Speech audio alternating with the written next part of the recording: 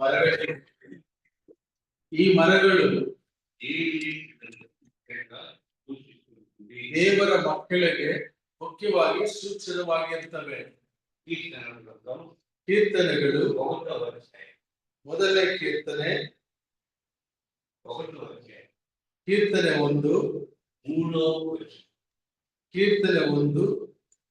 3ನೇ ವಚನ. అతను నీటి కాలువలో నాటబడితే ఆకువాడక సంసారముందు ఫలమిచ్చు చెట్టు వలె ಅವನು ನೀರಿನ ಕಾಲುವೆಗಳ ಬಳಿಯಲ್ಲಿ ಬೆಳೆದಿರುವ ಮರದ ಹಾಗಿರುವನು. ಅವನು ಮರಕ್ಕೆ ಹೋಲಿಕೆಯಾಗಿದ್ದಾನೆ. ಮರಗಳು ನಂಬಿಕಸ್ಥರಿಗೆ ಗುರುತಾಗಿವೆ. ಇಂತಹ ಪರಿಸ್ಥಿತಿಗಳಲ್ಲಿ ಆತನು ಹಸಿವುಂಟಾಗಿ ಕರ್ತನಾದ ಯೇಸು ಕ್ರಿಸ್ತನವರು ಹಸಿವು ಆತನಿಗೆ ಹಸಿವಾಯಿತು ಎಂಬುದು ನೋಡ್ತೇವೆ. ಈ ಲೋಕದಲ್ಲಿ ಕರ್ತನು ಇದ್ದಾಗ ಆತನಿಗೆ ಹಸಿವಾಯಿತು, ಆತನಿಗೆ ಬಾಯಾರಿಕೆ ಆಯಿತು. ಅನೇಕ ಬಾರಿ ಆತನ ಸೇವೆಯಲ್ಲಿ ಆತನು ಹಸಿಕೊಂಡವನಾಗಿದ್ದನು. ಸಮಾರ್ಯ ಸ್ತ್ರೀಯ ಇರುವ ಬಾವಿಯ ಬಳಿಗೆ ಹೋದಾಗ ಶಿಷ್ಯರು ಆಹಾರವನ್ನು ತರೋದಕ್ಕೆ ಊರಿ ಒಳಗೆ ಹೋಗಿದ್ದರು. ಆಗ ಆತನು ಹಸಿವಾಗಿದ್ದನು. ಮತ್ತಾಯನ ಬರೆದ ಸುವಾರ್ತೆ 25ನೇ ಅಧ್ಯಾಯದಲ್ಲಿ ನಾನು ಹಸಿಗೊಂಡನು ಎಂಬುದಾಗಿ ಬರೆಯಲ್ಪಟ್ಟಿದೆ. ಕರ್ತನಾದ ಯೇಸು ಕ್ರಿಸ್ತನು ಶಿಲುಬೆಗೆ ಹಾಕಲ್ಪಟ್ಟಾಗ ಶಿಲುಬೆಯಲ್ಲಿ ಆತನು ನನಗೆ ಬಾಯಾರಿಕೆ ಆಯಿತು ಎಂಬುದಾಗಿ ಹೇಳಿದನು. ಹಾಗೆ ಆತನು ನಿದ್ರಿಸಿದ ಹಾಗೆ ಇದೆ. ಸಮುದ್ರ ಪ್ರಯಾಣವನ್ನು ಮಾಡುವಾಗ ಆತನು ನಿದ್ದೆ ಮಾಡಿದನು. ಆತನು ನಿದ್ದೆ ಮಾಡಿದನು. ಆತನು ಹಸಿಕೊಂಡನು. ಆತನಿಗೆ ಬಾಯಾರಿಕೆ ಉಂಟಾಯಿತು. ಆತನು ಕಣ್ಣೀರು ಬಿಟ್ಟನು. ಹೀಗೆ ನಾವು ಕರ್ತನನ್ನು ಕುರಿತು ಬರೆಯಲ್ಪಟ್ಟಿದೆ. ಇದರಲ್ಲಿರುವ ಸತ್ಯವೇನೆಂದರೆ ನಮ್ಮ ಕರ್ತನಾದ ಯೇಸು ಕ್ರಿಸ್ತನವರು ಶರೀರಧಾರಿಯಾಗಿ ಆತನ ಈ ಲೋಕಕ್ಕೆ ಬಂದರು ಎಂಬುದು ಅರ್ಥ. ನಮಗೆ ಹೇಗೆ ಶರೀರವಿದೆಯೋ, ನಮಗೆ ಎಂತಹ ಮನಸ್ಸಿದೆಯೋ, ನಮಗೆ ಎಂತ ರೀತಿಯ ಯೋಚನೆಗಳಿಯೋ ಇವೆಲ್ಲವೂ ಕೂಡ ಕರ್ತನಾದ ಯೇಸು ಕ್ರಿಸ್ತನು ಹೊಂದಿದ್ದಾನೆ. ಆತನು ಶರೀರಧಾರಿಯಾಗಿ ಲೋಕಕ್ಕೆ ಬಂದನಾಗಿದೆ. ಆತನಿಗೆ ದೇಹವು ಆತನಿಗೆ ಅಮರ್ಸಲ್ಪಟ್ಟಿದೆಂಬುದಾಗಿ ನೋಡ್ತೇವೆ. ಅಂದರೆ ಕರ್ತನಾದನು ಈ ಲೋಕದಲ್ಲಿ 100ಕ್ಕೆ 100ರಷ್ಟು ಆತನು ಶರೀರದಲ್ಲಿದ್ದನು. ಆದರೆ ಆತನಲ್ಲಿರುವ ವಿಶೇಷವೇನೆಂದರೆ ಆತನು ಶರೀರಧಾರಿಯಾಗಿರುವುದು ಮಾತ್ರವಲ್ಲದೆ ಆತನು ದೈವಮಾನವನು. 100ಕ್ಕೆ 100ರಷ್ಟು ಆತನು ದೇವರಾಗಿದ್ದಾನೆ. 100ಕ್ಕೆ 100ರಷ್ಟು ಆತನ ಶರೀರವನ್ನು ಧರಿಸಿದನು. ಆ ಒಂದು ಸಂಗತಿಯಲ್ಲಿ ಆ ಸಂಗತಿ ಆ ದಿನಗಳಲ್ಲಿ ಇತ್ತು. ಹಸಿವು 2 ವಿಧಗಳಾಗಿರ್ತವೆ. ಒಂದು ಶರೀರಕ್ಕೆ ಸಂಬಂಧಪಟ್ಟಂತ ಹಸಿವು. ಎರಡನೇ ಆತ್ಮ ಸಂಬಂಧವಾಗಿರುವಂತಹ ಹಸಿವು. ಶರೀರ ಸಂಬಂಧವಾದ ಹಸಿವು ಅನೇಕ ಕಡೆಗಳಲ್ಲಿ ನಾವು ಗಮನಿಸ್ತೇವೆ. ಇಸ್ರಾಯೇಲ್ಯರು ಹಸಿಕೊಂಡರೆಂಬುದಾಗಿ 5,000 ಜನರು ಎಲ್ಲರೂ ಸೇರಿ ಅವರು ಹಸಿಕೊಂಡರು ಎಂಬುದಾಗಿ ಹೇಳಲ್ಪಟ್ಟಿದೆ. ಫಿಲಿಪ್ಪಿ ಪತ್ರಿಕೆಯಲ್ಲಿ ಪೌಲರು ಹೇಳ್ತಾರೆ, ಅವರ ಹೊಟ್ಟೆಯೇ ಅವರಿಗೆ ದೇವರು ಎಂಬುದಾಗಿ శరీరం కేడున్నాం ಅಂದರೆ ಶರೀರವನ್ನು ಹೊಂದಿದ್ದೇವೆ, ఆకలి కూడా ఉంది. ಹಸಿವು ಕೂಡ ಇದೆ. ఈ శరీరం సంబంధమైనటువంటి ఆకలి, ಈ ಶರೀರ ಸಂಬಂಧವಾದ ಹಸಿವು, ఆత్మ సంబంధమైనటువంటి ఆకలి ಆತ್ಮ ಸಂಬಂಧವಾದಂತಹ ಹಸಿವು వార్త ಮತ್ತಾಯನ ಬರೆಸುವಾಗ 5వ అధ్యాయం 5వ ಅಧ್ಯಾಯ 5, 6, 6 5ನೇ ಅಧ್ಯಾಯ 6ನೇ ವಚನ. ನೀತಿಗೆ ಹಸಿದು ಬಾಯಾರಿದವರು ಧನ್ಯರು, ಅವರಿಗೆ ತೃಪ್ತಿಯಾಗುವುದು. నీతి ನೀತಿ నీతి కొరకు ఆకలితో పొలిగేని వారు. ನೀತಿಗಾಗಿ ಹಸಿದು ಬಾಯಾರಿದವರು ಧನ್ಯರು. ఇది సంబంధమైనటువంటి ఆకలి. ಇದು ಪರಸಂಬಂಧವಾದಂತಹ ಹಸಿವು. దేవుని పిల్లలు ముఖ్యంగా ಮುಖ್ಯವಾಗಿ ದೇವರ ಮಕ್ಕಳು 2 విధమైనటువంటి ఆకలి ఉంటాయి. 2 ರೀತಿಯಾದ ಹಸಿವುಗಳು. ఈ లోక సంబంధం తెలుగు ಈ ಲೋಕ ಸಂಬಂಧವಾದಂತಹ ఒకే ಜೀವ ఆకలి. ಒಂದೇ ಹಸಿವು. శరీర సంబంధమైన ఆకలి. ಶರೀರ ಸಂಬಂಧವಾದ ಹಸಿವು. ದೇವರ ಮಕ್ಕಳಾದ ನಮಗೆ ఆత్మ సంబంధమైనటువంటి ఆహారం. ಆತ್ಮ ಸಂಬಂಧವಾದಂತಹ శరీర సంబంధమైనటువంటి ఆహారంతో పాటు ಶರೀರ ಸಂಬಂಧವಾದ ಆಹಾರದ ಜೊತೆಗೆ ఆత్మ సంబంధమైన ఆహారం. ಆತ್ಮ ಸಂಬಂಧವಾದ ಆಹಾರವೂ ಇದೆ. వాక్యం ఏం చెప్తున్నాడంటే ಆ ವಾಕ್ಯದಲ್ಲಿ ಕರ್ತನೆ ಏನ್ ಹೇಳ್ತಾರೆ ಅಂದ್ರೆ, నీతి కొరకు ఆకలి కలిగిన వారు ధన్యులు. ನೀತಿಗೆ ಹಸಿದು ಬಾಯಾರಿದವರು ಧನ್ಯರು ಎಂಬುದಾಗಿ. నీతి కొరకు ನೀತಿಗಾಗಿ ఆకలి. ಹಸಿವು. అలాగే ಹಾಗಾದರೆ ఈ నీతి కొరకు ఆకలి ಈ ನೀತಿಗಾಗಿರುವ ಹಸಿವು ಎಂತ? ನಮ್ಮ ಕರ್ತನಾದ ಯೇಸು ಕ್ರಿಸ್ತನವರು ಅನೇಕ ಸ್ಥಳಗಳಲ್ಲಿ ಆ ನೀತಿಯನ್ನು ಕುರಿತು ಹೇಳಿದ್ದಾರೆ. ಒಂದು ವಿಷಯವನ್ನು ಯೋಹಾನ್ ಸುವಾರ್ತ 4ನೇ ಅಧ್ಯಾಯ, 31-34 ಯೋಹಾನ್ ಸುವಾರ್ತ 4ನೇ ಅಧ್ಯಾಯ 31-34. ಅಷ್ಟರೊಳಗೆ ಶಿಷ್ಯರು, ಗುರುವೇ ಊಟ ಮಾಡು ಎಂದು ಆತನನ್ನು ಬೇಡಿಕೊಂಡರು. ಆದರೆ ಆತನು ಅವರಿಗೆ, ನಿಮಗೆ ತಿಳಿಯದಂತ ಆಹಾರವು ನನಗುಂಟು. ಗಮನಿಸಿರಿ, ಶಿಷ್ಯರು ಕರ್ತನಾದಂತ ಯೇಸು ಕ್ರಿಸ್ತನನ್ನು ಊಟ ಮಾಡುವಂತ ಪ್ರೇರೇಪಿಸಿದರು. ಅಂದ್ರೆ ಅಲ್ಲಿ ಶಿಷ್ಯರು ಶರೀರ ಸಂಬಂಧವಾದಂತ ಆಹಾರವನ್ನು ತಂದಿಟ್ಟಿದ್ದಾರೆ. ಆದರೆ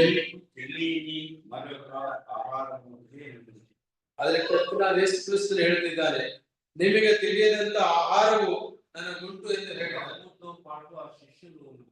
ಕರ್ತನ ಜೊತೆಗೆ ಶಿಷ್ಯರು ಇದ್ದಾರೆ, ಕರ್ತನನ್ನು ನೋಡ್ತಾ ಇದ್ದಾರೆ. 3.5 ವರ್ಷ ಕರ್ತನ ಜೊತೆಲಿ ಇದ್ದಾರೆ. ಆದ್ರೆ ಅವರಿಗೆ ಕರ್ತನೆ ಹೇಳ್ತಿದ್ರೆ, ನಿಮಗೆ ಗೊತ್ತಿಲ್ಲದ ಆಹಾರವಿದೆ. ವಿಶ್ವಾಸಿಗಳಿಗೂ ಕೂಡ ನೀತಿ ಸಂಬಂಧವಾದ ಆಹಾರವೇನು ಇಲ್ಲಿವರೆಗೂ ಸುಮಾರು ಜನರಿಗೆ ಅದರ ಒಂದು ಅರಿವಿಲ್ಲ. ಈ ಲೋಕ ಸಂಬಂಧ ಆಹಾರಕ್ಕಾಗಿ ನಾವು ತವಕ ಪಡ್ತೇವೆ. ಆತ್ಮ ಸಂಬಂಧವಾದ ಆಹಾರಕ್ಕೋಸ್ಕರವಾಗಿ ನಾವು ಪ್ರಯಾಸ ಪಟ್ಟಿಲ್ಲ. ಅದು ಯಾವ ಆಹಾರ ಎಂಬುದಾಗಿ ನಾವು ಆ ಮಾತುಗಳಲ್ಲಿ ಓದ್ತೇವೆ. 31, 32, 33 ಓದೋಣ. ಅಷ್ಟರಲ್ಲಿ ಶಿಷ್ಯರು, ಗುರುವೇ ಊಟ ಮಾಡು ಎಂದು ಆತನನ್ನು ಬೇಡಿಕೊಂಡರು. ಆದರೆ ಆತನು ಅವರಿಗೆ, ನಿಮಗೆ ತಿಳಿದಂತ ಆಹಾರ ನನಗೆ ಉಂಟು ಎಂದು ಹೇಳಿದರು. ಶಿಷ್ಯರು ಆತನಿಗೆ, ಯಾರಾದರೂ ಊಟಕ್ಕೆ ತಂದು ಕೊಟ್ಟರೋ ಏನೋ ಎಂದು ತಮ್ಮೊಳಗೆ ಮಾತಾಡಿಕೊಂಡರು. ಯೇಸು ಅವರಿಗೆ, ನನ್ನನ್ನು ಕಳುಹಿಸಿದ ಆತನ ಚಿತ್ತದಂತೆ ಮಾಡಿ ಆತನ ಕೆಲಸವನ್ನು ಪೂರೈಸುವುದೇ ನನ್ನ ಆಹಾರವು. ನನ್ನನ್ನು ಕಳಿಸಿದ ಆತನ ಚಿತ್ತದಂತೆ ಮಾಡುವುದೇ, ಆತನ ಕೆಲಸಗಳನ್ನು ಪೂರೈಸುವುದೇ ನನ್ನ ಆಹಾರ. ಈ ಆತ್ಮ ಸಂಬಂಧವಾದ ಆಹಾರ ಯಾವುದು? ಕರ್ತನು ನಮಗೆ ವಹಿಸಿರುವ ಕೆಲಸಗಳನ್ನು ಪೂರೈಸುವುದೇ, ಅದು ನನ್ನ ಆಹಾರ. ಕರ್ತನ ಮಕ್ಕಳಾಗಿ ನೀವು, ನಾವು, ನಾವೆಲ್ಲರೂ ಆತ್ಮ ಸಂಬಂಧವಾದಂತ ಕೆಲಸವುಳ್ಳವರಾಗಿರ್ಬೇಕೆಂಬುದಾಗಿ ಈ ಸುವಾರ್ತೆಯಲ್ಲಿ ನಾವು ಕಾಣ್ತೇವೆ. ಮರೊಂದು ಸಂದರ್ಭ ಕರ್ತನು ಹೇಳಿದರು. ಲೂಕನ ಸುವಾರ್ತೆ 2వ ಅಧ್ಯಾಯ ಲೂಕನು ಬರೆದ ಸುವಾರ್ತ 2ನೇ ಅಧ್ಯಾಯ 90ನೇ ವಚನ. ಲೂಕ ಸುವಾರ್ತ ಲೂಕನ ಸುವಾರ್ತೆ 2వ అధ్యాయం 49వ వచనం. లూక 2:49. ఆయన లూక సువార్త 2వ అధ్యాయము 49వ వచనం. 49వ వచనం. ఆయన మీరేమో వెతుకుతుంటే నేను నా తండ్రి పనుల మీద ఉండవాలని తెలుసురా అని వారితో చెప్పిన ఒక passage. చూడండి, ನೀವು ನನ್ನನ್ನು ಹುಡುಕಿದ್ದೇನು, ನಾನು ನನ್ನ ತಂದೆಯ ಮನೆಯಲ್ಲಿ ಇರಬೇಕಾದದ್ದು ನಿಮಗೆ ತಿಳಿಯಲಿಲ್ಲವೇ ಎಂದು ಉತ್ತರ ಕೊಟ್ಟರು. చూడండి, ನೋಡಿ, ఇక్కడ యేసు ప్రభువారు ಇಲ್ಲಿ ಕರ್ತನಾದ ಯೇಸು ಕ್ರಿಸ್ತರೇ తల్లిదండ్రులతో పాటు ತಂದೆ ತಾಯಿಗಳೊಂದಿಗೆ యేసుదేవుడు ಯೆರೂಸಲೇಮಿಗೆ పండుగకు వెళ్ళినారు. ಆತನ ಹಬ್ಬಕ್ಕೆ ಬಂದನು, పండుగకు వెళ్ళారు. ಆ ಹಬ್ಬಕ್ಕೆ ಹೋದನು. అది జాతర, ಅದು ಜಾತ್ರೆ ಎಂಬುದಾಗಿ, తిరునాళ్ళంటే ತಿರುನಾಳು ಎಂಬುದಾಗಿ ಹೇಳ್ತಾರೆ. కేవలం పండుగ ఆరాధనలే మాత్రం. ಅದು ದೇವರ ಆರಾಧನೆ ಮಾತ್ರ ಎಂಬುದಾಗಿ ಅಲ್ಲದೆ, యేసుదేవునికి అనేక ప్రాంతాల నుండి ప్రజలు వస్తున్నారు. ಯೆರೂಸಲೇಮಿಗೆ ಅನೇಕ ಪ್ರಾಂತಗಳಿಂದ ಜನರು ಜಾತ್ರೆಯಾಗಿ ಹತ್ತಿರುವುದರಿಂದ అనేకమైనటువంటి ఆకర్షణీయమైన చెప్పి విషయాలు ಅನೇಕ ರೀತಿಯಾಗಿರುವ ಆಕರ್ಷಣೀಯವಾದ ವಿಷಯಗಳಲ್ಲಿ ಇರ್ತವೆ. ఎప్పుడు విషయము 12 సంవత్సరాలు. ಇದು ಆಗ ವಯಸ್ಸೆಷ್ಟು ಕರ್ತನಿಗೆ 12 ವರ್ಷ. సామాన్యంగా 12 సంవత్సరాలు ಸಾಮಾನ್ಯವಾಗಿ 12 ವರ್ಷದ ವಯಸ್ಸಿನಲ್ಲಿ ఆవులు ಚಿಕ್ಕ ಹುಡುಗ ಪ್ರಾಯದಲ್ಲಿದ್ದಾಗ ಅವನ್ನ ಆಕರ್ಷಿಂಚే ಲೋಕ ಸಂಬಂಧమైన అవకాశాలు, ಲೋಕ ಸಂಬಂಧವಾದಂತಹ ವಿಷಯಗಳು ಆ ಯೌವನ ಪ್ರಾಯದಲ್ಲಿ 12 ವರ್ಷದ ವಯಸ್ಸಿನಲ್ಲಿ ಆಕರ್ಷಣೆ ಆಗಿರುತ್ತವೆ. యేసు ప్రభువు ಕರ್ತನಾದ ಯೇಸು ಕ್ರಿಸ್ತನು ఎక్కడున్నాడు? ಎಲ್ಲಿದ್ದಾನೆ? బోధకుల మధ్య ఉన్నాడు. ಬೋಧಕರ ನಡುವೆ ಆತನಿದ್ದಾನೆ ಎಂಬುದಾಗಿ ಇದೆ. తల్లిదండ్రులు బాలుని వెతుకుతానికి వచ్చినారు. ತಂದೆ ತಾಯಿಗಳು ಆ ಬಾಲಕನನ್ನು ಹುಡುಕಲಿಕ್ಕಾಗಿ ಬಂದಿದ್ದಾರೆ. మొదట ఎక్కడ వెతికినారు? ಮೊದಲು ಎಲ್ಲಿ ಹುಡುಕಿದರು? బైబిల్ చూడండి. ಆ ಮೇಲಿನ ವಚನದಲ್ಲಿ ನೋಡಿರಿ, సమూహం అనే మాటను ನಾವಲ್ಲಿ ನಾವು ನೋಡಿದಾಗ ಸಮೂಹವು ಎಂಬುದಾಗಿರುವಂತಹ ಒಂದು ಪದವನ್ನು ಕಾಣ್ತೇವೆ. ಆ ಒಂದು ವಚನವನ್ನು ಓದಿರಿ. సమూహం అనే మాట సమూహంలో వెతికిందని ఆయన మొదట ఎక్కడికి వెళ్ళినారు? ಮೊದಲು ಅವರು ಎಲ್ಲಿಗೆ ಹೋದರು? సమూహం అంటే గుంపులు వచ్చి ಆ ಗುಂಪಾಗಿರುವ ಕಡೆಗೆ ಅವರು ಅದನ್ನು ತಿಳಿಯದೆ ಆತನ ಯಾತ್ರೆಯವರ ಗುಂಪಿನಲ್ಲಿ ಸೇರುವನೆಂದು ಭಾವಿಸಿ ಒಂದು ದಿನದ ಪ್ರಯಾಣ ನಡೆದು ಬಂಧು ಬಾಂಧವರಲ್ಲಿಯೂ ಪರಿಚಿತರಲ್ಲಿಯೂ ಆತನನ್ನು ಹುಡುಕಿ కొడుకును అర్థం చేసుకోవాలి తల్లిదండ్రులు. ಮಗನನ್ನು ಅರ್ಥ ಮಾಡಿಕೊಳ್ಳಿಲ್ಲ ತಂದೆ ತಾಯಿಗಳು. ఆ మగ ఎక్కడ ఉంటుందో చెప్పేసి వాళ్ళకి అర్థం కాదు. ಆ ಮಗನು ಎಲ್ಲಿರುತ್ತಾನೆಂಬುದು ಅವ್ರಿಗೂ ಅರ್ಥವಾಗಲಿಲ್ಲ. వాళ్ళు అక్కడున్నప్పుడు ಆ ಮಗನು ಕಾಣಿಸ್ತಿದ್ದಾಗ ಎಲ್ಲಿಗೆ ಹೋಗಿ ಹುಡುಕಿದರು? ಗುಂಪಿನಲ್ಲಿದ್ದಾನೇನೋ ಎಂದು ಹುಡುಕಲಿಕ್ಕೆ ಹೋದರು. సమూహంలో ఆయన లేడు. ಗುಂಪಿನಲ್ಲಿ ಆತನಿಲ್ಲ.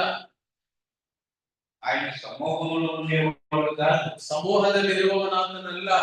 ప్రభు పిల్లలు ಕರ್ತನ ಮಕ್ಕಳು సమూహంలో ఈ లోక సంబంధించిన ఉండదగినటువంటి వారు కాదు. ಈ ಲೋಕ ಸಂಬಂಧವಾದಂತಹ ಗುಂಪುಗಳೊಳಗಡೆ ಸಮೂಹದೊಳಗೆ ಇರಬಾರದು. ఉండదగినటువంటి సంగతులకు మనం దూరంగా ఉంటాం. ಹಾಗೆ ಇರಬೇಕಾದ ಸಂಗತಿಗಳಿಗೆ ನಾವು ದೂರವಾಗಿರಬೇಕು. యేసుక్రీస్తు వారి పాఠం ఇది. ನಮ್ಮ ಕರ್ತನಾದ ಯೇಸು ಕ್ರಿಸ್ತ ನಮಗೆ ಕೊಡುವ ಪಾಠವು ಇದು. ఆయన సమూహంలో లేడు. ಆತನ ಗುಂಪಿನ ಒಳಗಡೆ ಇಲ್ಲ. అయితే ఆయన బోధకుల మధ్యనే ఉన్నాడు. ಆದರೆ ಆತನು ಬೋಧಕರ ನಡುವೆ ಇದ್ದಾನೆ. ఈ వాక్యములను బోధకుల మాటలను ఆలకిస్తున్నాడు. ದೇವರ ಮಾತುಗಳನ್ನು, ಬೋಧಕರ ಮಾತುಗಳನ್ನು ಆತನು ಕೇಳಿಸಿಕೊಳ್ತಾ ಇದ್ದಾನೆ. తల్లిదండ్రులు ఆ బోధకుల మధ్య ఉన్నటువంటి చూసినారు.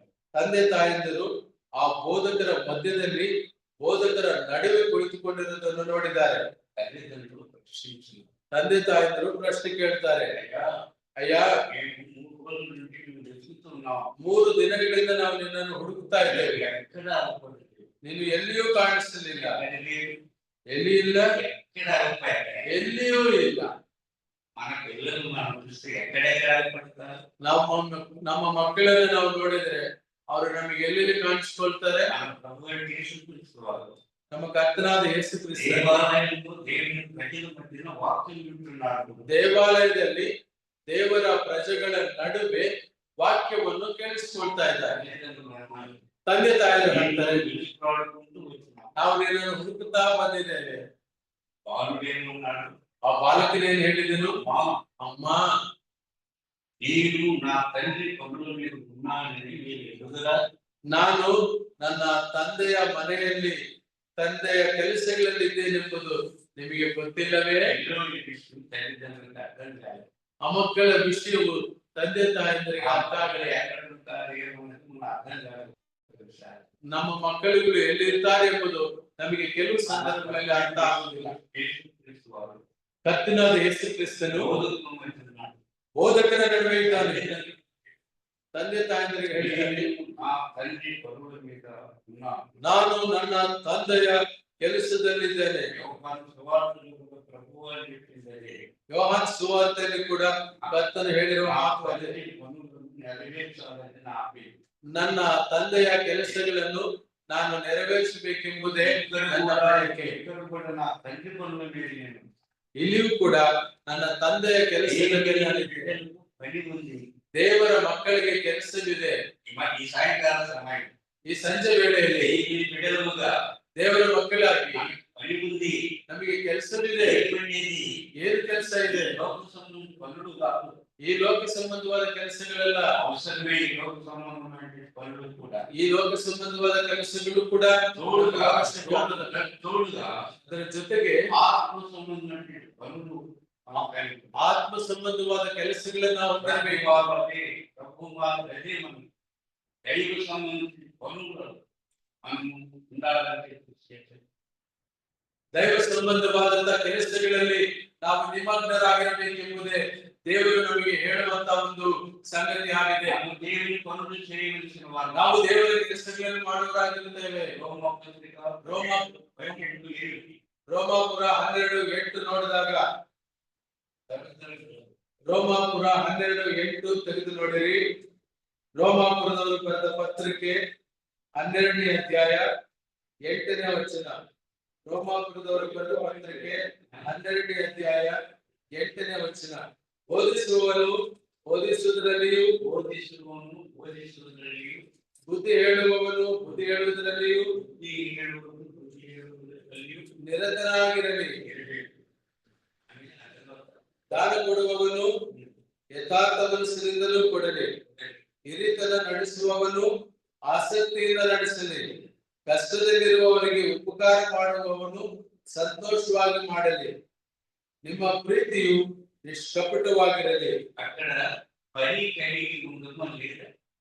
ಇಲ್ಲಿ ನಾವು ನೋಡುವಾಗ ಮೇಲಿನ ವಚನದಲ್ಲಿ ನಾವು ಅದು ಕಾಣ್ತೇವೆ. ಸೇವೆಯನ್ನು ಮಾಡುತ್ತಾ ಇರುವವರಾಗಿರ್ತೇವೆ. ಸಂತೋಷಪೂರ್ವಕ ಪನಿ జరిగించుకోవాలి. పని జరిగించుకోಬೇಕು. దేవుడు కృపావరమును మనకి ఇచ్చినాడు. ದೇವರು ನಮಗೆ ಕೃಪಾವರಗಳನ್ನು ಕೊಟ್ಟಿದ್ದಾನೆ. ಬೋಧಿಸುವವರನ್ನು ಇచ్చిನಾడు. ಬೋಧಿಸುವವರ ಕೊಟ್ಟಿದ್ದಾನೆ. ಸ್ವಸ್ಥಪಡಿಸುವವರನ್ನು ಸ್ವಸ್ಥ ಮಾಡುವವರು ಇದ್ದಾನೆ ಕೊಟ್ಟಿದ್ದಾನೆ. ಆರಾಧಿಸುವವರನ್ನು ಪ್ರಾರ್ಥನೆ ಮಾಡುವವರನ್ನು ಕೊಟ್ಟಿದ್ದಾನೆ. పాడేవారನ್ನು ఇచ్చినాడు. ಹಾಡು ಹಾಡುವವರನ್ನು ಕೊಟ್ಟಿದ್ದಾರೆ. హెచ్చరించి వరం ఇచ్చినాడు. ಎಚ್ಚರಿಕೆ ಕೊಡುವ ವರವನ್ನು ಕೊಟ್ಟಿದ್ದಾರೆ. ಯಾವರನ್ನು? హెచ్చరించే వరం. ಎಚ್ಚರಿಸುವವರವು. హెచ్చరించేది కూడా దేవుడు ఇచ్చిన వరం. ಎಚ್ಚರಿಕೆ ನೀಡುವುದು ಕೂಡ ದೇವರು ಕೊಟ್ಟ ವರವೇ. ఎవరైనా ప్రార్థనకు రాకపోతే, ಯಾರಾದರೂ ಪ್ರಾರ್ಥನೆಗೆ ಬರದ ಹೋದರೆ, ఎవరైనా ఆరాధన చేయకపోతే, ಯಾರಾದರೂ ಆರಾಧನೆಗೆ ಮಾಡದಿದ್ದರೆ, వెళ్ళిపోతుంటే ಕರ್ತನ ವಿಷಯದಲ್ಲಿ ಹಿಂಜಾರಿದ್ದರೆ అలాంటి వారిని ಅಂತಹವರನ್ನು హెచ్చరించాలని ఉన్నది. ಎಚ್ಚರಿಕೆ ನೀಡಬೇಕೆಂಬುದಾಗಿ ಕರೆಯಲಾಗಿದೆ. ఇది కూడా పని. ಎಚ್ಚರಿಕೆ ಮಾಡುವುದು ಒಂದು ಕೆಲಸ. గమనించండి. ಗಮನಿಸಿರಿ. హెచ్చరించేది కూడా పని. ಎಚ್ಚರಿಕೆ ನೀಡುವುದು ಕೂಡ ಒಂದು ಕೆಲಸವೇ. ಬೋధించేది పని. ಬೋಧಿಸುವುದು ಕೆಲಸ. పాటలు పాడేది పని. ಆಟ ಆಡುವುದು ಕೆಲಸವೇ. అన్ని కలిగి ಕೆಲಸ ಹೊಂದಿದವರಾಗಿರಬೇಕು. వరములు లేని వారు ఎవరు లేరు. ಆ ಕೃಪಾವರಗಳು ಇಲ್ಲದೆ ಇರುವುದು ಯಾರು ಇಲ್ಲ. ప్రతి వారికి వారి వారి కృప చొప్పున వారికి పని ఇచ్చినాడు. ದೇವರು ಪ್ರತಿಯೊಬ್ಬೊಬ್ಬರಿಗೂ ಆತನ ಒಂದು ತಲಾಂತಿನ ಮೇರೆಗೆ ಕೃಪೆ ಆ ಕೃಪಾವರವು ಕೊಡಲ್ಪಟ್ಟಿದೆ. ఏ సహోదరి ఏ సహోదరుడు కూడా ಯಾವ ಸಹೋದರನು ಯಾವ నాకు ಸಹೋದರಿ ఏమీ కృప చేత పని లేదు, ನನಗೇನು ಕೆಲಸವಿಲ್ಲ, నా దేవుడు ఏమీ లేదు, ನನಗೇನು ಕೊಡಲಿಲ್ಲ ಎಂಬುದಾಗಿ ಹೇಳೋ ಹಾಗಿಲ್ಲ. ಸ್ಪಷ್ಟವಾಗಿ ವಾಕ್ಯದಲ್ಲಿ ಹೇಳ್ತೇವೆ, వారికి వారికి ಪ್ರತಿಯೊಬ್ಬರಿಗೂ ಅವನವನಿಗೂ అవనవన ప్రతి వారికి కూడా ಪ್ರತಿಯೊಬ್ಬನಿಗೂ ఏదో ಕೂಡ ఒక వరము కలిగి ಯಾವುದೋ ಒಂದು ವರ ಹೊಂದಿದ అలాగే ಹಾಗಾದರೆ దేవుడు నాకు వరమేంటి ದೇವರು ನನಗೆ ಕೊಟ್ಟಿರುವಂತ ವರ ಏನು అన్న మాటను గ్రహించాలి, ಎಂಬುದಾಗಿರುವ ಮಾತನ್ನು ಗ್ರಹಿಸಬೇಕು, ప్రశ్నించుకోవాలి. ಪ್ರಶ್ನೆ ಮಾಡ್ಕೋಬೇಕು. దేవుని కృపను ఇక్కడ గమనిస్తున్నాము. ದೇವರ ಕೃಪೆಯನ್ನು ನಾವಿಲ್ಲಿ ಗಮನಿಸ್ತೇವೆ. ಬಾಪ್ತಿಸ್ಮದ ಬಳಿಗೆ ಇಲ್ಲಿ ಊಟ ಮಾಡುವ ಸಂದರ್ಭದಲ್ಲಿ ಸಹೋದರರು ಸಹೋದರಿಯರು ಕೆಲವು ಕೆಲಸಗಳನ್ನು ಮಾಡುವುದು, ನಾವು ಕೆಲಸ ಹೊಂದಿದವರಾಗಿ ಸಣ್ಣ ಕೆಲಸವೂ ಕೂಡ ದೇವರ ಚಿತ್ತದಲ್ಲಿ ಇರ್ತದೆ. ಭದ್ರಾವತಿలో ನಾನು ಭದ್ರಾವತಿಯಲ್ಲಿ 20 ವರ್ಷ ಇದ್ದೇನೆ. 26 ವರ್ಷದ ವಯಸ್ಸಿನಲ್ಲಿ ಸಂಘವನ್ನು ಚಿನ್ನ ಪರಿಚಯ ಸಭೆಯಲ್ಲಿ ನಾನು ಚಿಕ್ಕ ಕೆಲಸ ಮಾಡೋನಾಗಿದ್ದೇನೆ. ಆ ಚಿನ್ನ ಪರಿಚಯ ಆ ಚಿಕ್ಕ ಕೆಲಸವೇನೆಂದರೆ, ಆ ಕಾಲವನ್ನು ಇಲಾಂటి మంచి చాపలు లేవు. ಆ ಕಾಲದಲ್ಲಿ ಚಾಪೆಗಳು ಇರಲಿಲ್ಲ. అన్ని ఈటు చాపలు, ಎಲ್ಲ ಈಚು ಮರಗಳು, ಆ ಈಚು మందిరంలో చాపలు ఏంటంటే ಆ ಮಂದಿರದಲ್ಲಿರುವಂತಹ ಈಚು ಚಾಪೆಗಳು ಎಂತವಂದ್ರೆ, సారి పరిస్తే ಒಂದು ಸಾರಿ ಹಾಸಿದ್ರೆ ಆ ತಿರುಗಿ ಅದರ ಮೇಲಕ್ಕೆ ಎತ್ತಿದ್ರೆ ಆ ಅರ್ಧ ಭಾಗ ಅದರ ಒಂದು ಕಸ ಅಲ್ಲಿ ಬೀಳುತ್ತದೆ. ಅಂತಹ ಒಂದು ಪರಿಸ್ಥಿತಿ, ಆ ಪರಿಸ್ಥಿತಿಗಳಲ್ಲಿ 2 ಕಿಲೋಮೀಟರ್ ದೂರದಿಂದ వచ్చి 2 ಕಿಲೋಮೀಟರ್ ದೂರದಿಂದ ಬಂದು ಆ చాపలను కొలిసి కసుకొని ಆ ಸಾಪೆಗಳೆಲ್ಲ ತೆಗೆದು ಕಸ ಗುಡಿಸಿ పడినాను. ಆ ಸಾಪೆಗಳನ್ನು ಮತ್ತೆ ಹಾಕಿಸುತ್ತಿದ್ದೇನೆ. నిజವಾಗಿ నిజంగా ನಿಜವಾಗಿ అది నాకు ఆశీర్వాదకరమైన పని. ನನಗೆ ಅದು ಆಶೀರ್ವಾದಕರವಾದ ಕೆಲಸ ಎಂಬುದಾಗಿ ఈ కూడా సామాన్యమైన ಯಾವ ಕೆಲಸವೂ ಕೂಡ ಅದು ಕ್ಷುಲ್ಲಕವಾದ ಎಂಬುದಾಗಿ ಭಾವಿಸುತ್ತಾರೆ. పిల్లలు కూడా దేవుని భక్తులు ఉంటాయి. ಪ್ರತಿ ಚಿಕ್ಕ ಕೆಲಸವೂ ಕೂಡ ದೇವರ ದೃಷ್ಟಿಯಲ್ಲಿ దాన్ని ప్రభు గమనిస్తారు. ಚಿಕ್ಕ ಕೆಲಸವನ್ನ ದೇವರು ಲೆಕ್ಕಿಸಿದ್ದಾರೆ. 5,000 మంది ప్రజలు ఇస్తున్నారు, 5,000 ಜನ ಪುರುಷರಿದ್ದಾರೆ, నీళ్ళు వచ్చినారు, ಸ್ತ್ರೀಯರು ಬಂದಿದ್ದಾರೆ. భోజనం లేదు, ಅವರಿಗೆ ಊಟವಿಲ್ಲ, ఆకలి ಹಸಿವಾಗ್ತಾ ಇದೆ. వారిని వదిలిస్తున్నారు. ಕರ್ತನು ಯಾರನ್ನು ನೋಡಿದನು? చిన్న బాలుని ಒಬ್ಬ ಚಿಕ್ಕ ಹುಡುಗನನ್ನು ನೋಡಿದ್ದನು. భక్తులను ప్రేమైన వారు ಕರ್ತನಲ್ಲಿ ಪ್ರಿಯವಾದವರೇ, దేవుని సంఘములు ದೇವರ ಸಭೆಯಲ್ಲಿ దేవుని ప్రజలకు ದೇವರ ಜನರಿಗೆ, సేవకులు ದೈವ ಸೇವಕರಿಗೆ మనం పరిచర్య చేయవచ్చు. ನಾವು ಸೇವೆ ಮಾಡುವರಾಗಿರಬೇಕು. భద్రావతిలో ಭದ್ರಾವತಿಯಲ್ಲಿ మేము చిన్న ఇంట్లో ನಾವೊಂದು ಚಿಕ್ಕ ಮನೆಯಲ್ಲಿದ್ದೆವು. ప్రభు దర్శనం సోదరి పద్మ ಎಸ್ ಪ್ರಭುದಾಸನ್ ಅವರು ಮತ್ತು ಸಹೋದರಿ ಪದ್ಮಕ್ಕ ಅವರು మా దగ్గర ಅವ್ರು ನಮ್ಮ ಬಳಿಗೆ ಬಂದರು. మా చిన్న మనసు ನಮಗಿರೋದು ಒಂದು ಚಿಕ್ಕ ಮಂಚ, అన్నది ಅನ್ನೋರು ಬಂದಿದ್ದಾರೆ. ఎట్లా ಹೇಗೆ? ఒకే ఒకటి ಒಂದೇ ಒಂದು ಮಂಚ, ಒಂದೇ ಒಂದು ಬೆಡ್ಶೀಟ್.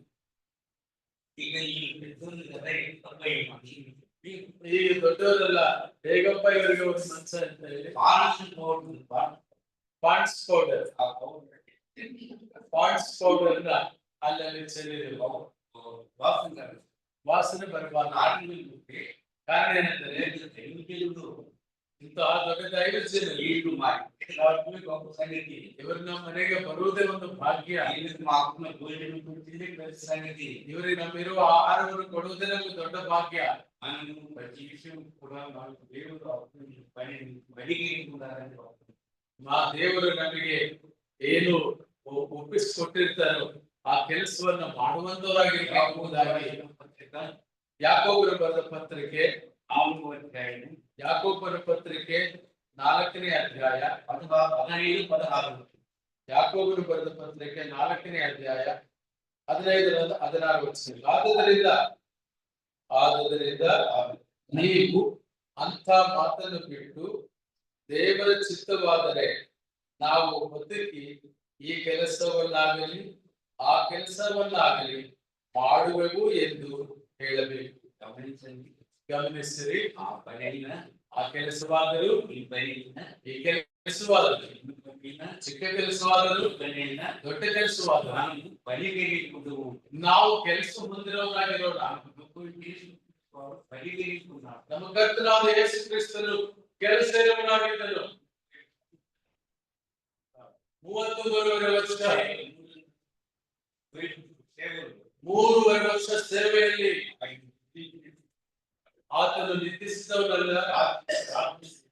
ಆತನು ರಾತ್ರಿ ಎಲ್ಲ ಪ್ರಾರ್ಥನೆ ಮಾಡಿದನು, ಹಗಲೆಲ್ಲ ಸುವಾರ್ತ ಸಾರಿದನು, ಜನರಿಗೆ ಸೇವೆ ಮಾಡಿದನು. ಏನು ಬಡವರನ್ನು ತುಂಬಾ ಕನಿಕರದಿಂದ ನೋಡಿದನು. ಈ ರೀತಿ ಹಲವು ರೀತಿಗಳಲ್ಲಿ ಕರ್ತನು ಕಾರ್ಯವನ್ನು ಮಾಡಿದನು. ಕರ್ತನು ನಮಗೆ ಮಾದರಿ. ಆತನ ಕೆಲಸಗಳನ್ನು ನಾವು ಮಾಡುವವರಾಗಿರಬೇಕು. ನಾವು ಕೆಲಸ ಮಾಡುವುದು ಒಳ್ಳೆಯದು. ಫಿಲಿಪ್ಪಿದವರು ಬರೆದ ಪತ್ರಿಕೆ 2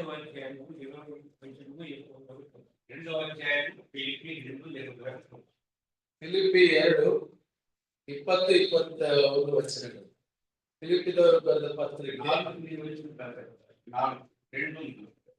ಫಿಲಿಪ್ಪಿದವರು ಬರೆದ ಪತ್ರಿಕೆ తన సొంత కాళ్ళను మాత్రమే ನಾಲ್ಕನೇ ವಚನದಲ್ಲಿ ನಾವು ನೋಡುವಾಗ, ನಿಮ್ಮಲ್ಲಿ ಪ್ರತಿಯೊಬ್ಬನು ಸ್ವಹಿತವನ್ನು ಮಾತ್ರ ನೋಡದೆ ఇతరుల కార్యము కూడా ಪರರ ಹಿತವನ್ನು ಸಹ ಮಾಡಬೇಕು. ಇತರರ ಕಾರ್ಯಗಳನ್ನು ಕೂಡ ನಾವು ಮಾಡಬೇಕು. ಸ್ವಂತ ಕಾರ್ಯಗಳು ನಾವು ನಮ್ಮ ಸ್ವಂತ ಕೆಲಸಗಳನ್ನು ಮಾಡಿಕೊಳ್ಳಬೇಕಾಗಿರುವ ಅವಶ್ಯಕತೆ ಉಂಟು. ಆದರೆ ಕರ್ತನ ವಿಷಯದಲ್ಲಿ ನಾವು ಅದನ್ನು ತಾತ್ಸಾರ ಮಾಡಬಾರದು. ಬೆಳಿಗ್ಗೆ ಸಮಯದಲ್ಲಿ ಸಹೋದರ ಕೃಪಾರಾವ್ ಅವರು ಟೆಲಿಫೋನ್ ಮಾಡ್ತಿದ್ರು. ಬಹಳಷ್ಟು ಜನಕ್ಕೆ ಫೋನ್ ಮಾಡ್ತಿದ್ರು. ಅವರು ಟೆಲಿಫೋನ್ ಮಾಡುವಾಗ ಬಹಳಷ್ಟು ಜನ ಬ್ರದರ್ ಫೋನ್ ಮಾಡಿದಾಗ ಸುಮಾರು ಜನ ಹೇಳಿದ್ರು, ಅಣ್ಣ ಬರ್ತಿದ್ದೀವಿ ಅಂತ ಹೇಳಿರೋರು ಬರ್ಲಿಲ್ಲ. ದೇವರ ವಾಕ್ಯ ಹೇಳಿ, ಸ್ವಂತ ಕಾರ್ಯಗಳನ್ನು ಮಾತ್ರ ನೀವು ನಿಮ್ಮ ಸ್ವಂತ ಕಾರ್ಯಗಳನ್ನು ಮಾತ್ರ ದೇವರ ಕಾರ್ಯಗಳನ್ನು ಮಾಡಿರಿ. ತಿಮೋತಿ ಗುరించి ಹೇಳಿದ್ರು, ತಿಮೋತಿ ಕುಮಾರನು ನನ್ನ ಪ್ರಿಯ ಮಗನು, ಆತನು ನನ್ನನ್ನು ತಂದೆಯಾಗಿ ಭಾವಿಸಿ ಸೇವೆ ಮಾಡಿದನು. ಏನ್ ಸೇವೆ? ಯಾವ ಸೇವೆ ಇದು?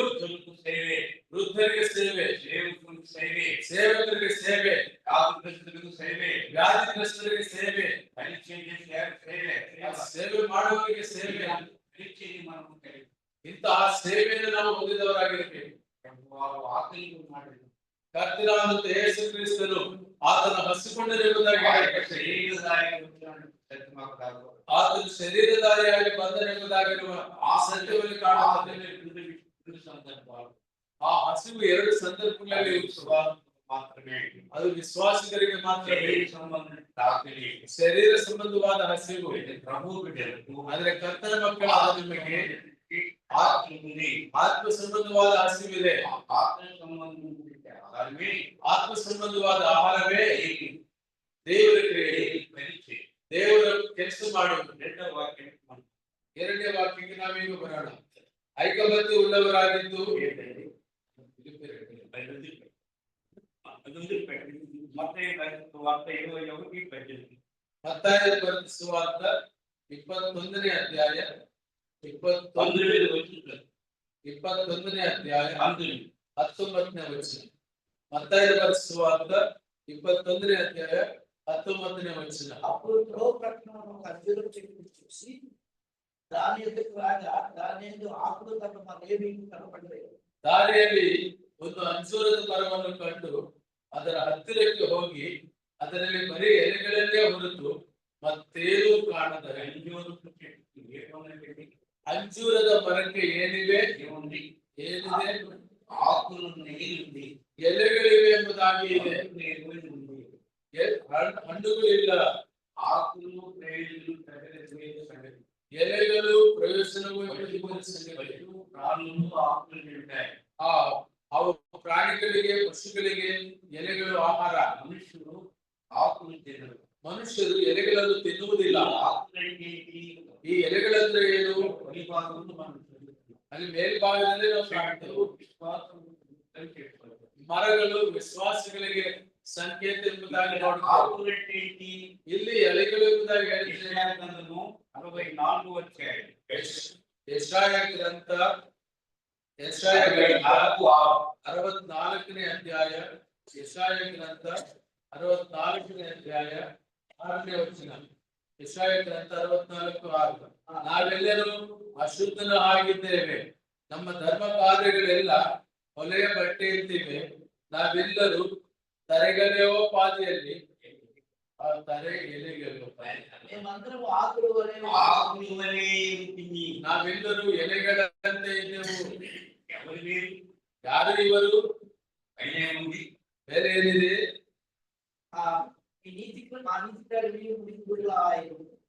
మేమందరము అపవిత్రుల వంటి వారమైతిమి. ನಾವೆಲ್ಲರೂ ಅಶುದ್ಧರಾಗಿದ್ದೇವೆ. ನಮ್ಮ ನೀತಿ ಕ್ರಿಯೆಗಳು ಯಾವ ಕ್ರಿಯೆಗಳು?